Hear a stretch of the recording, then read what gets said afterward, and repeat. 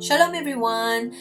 In this video, we will talk about the importance of Sabbath day. Pero alamin po muna natin, ano ba yung Sabbath, no? Ang Sabbath po ay derived from the Hebrew word Shabbat, which means to cease or rest.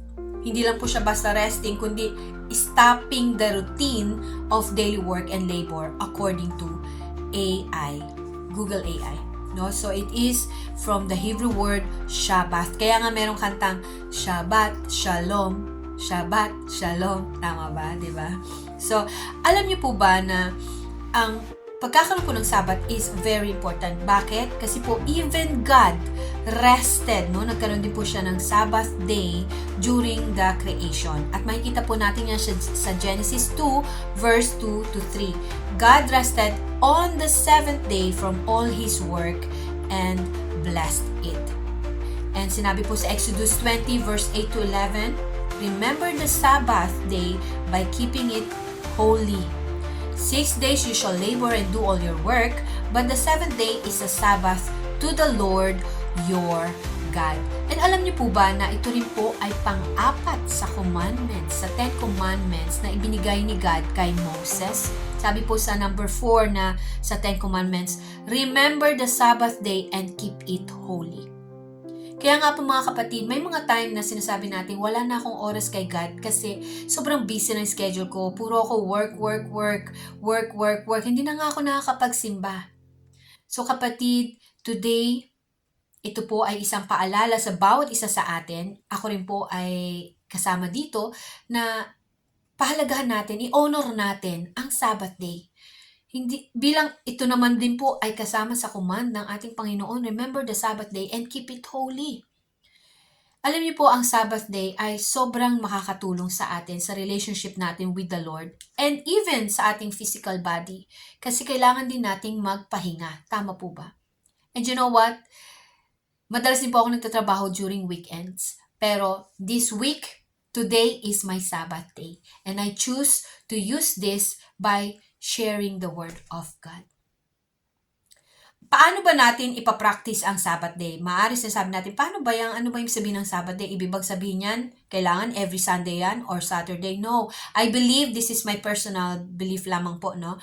Na your Sabbath day, ikaw, kahit anong araw yan, basta it should be one day a week na meron kang Sabbath day. And you can spend it, make it holy by spending it with God, worshiping the Lord, spending time with God, read the Word of God, have some quiet time with the Lord.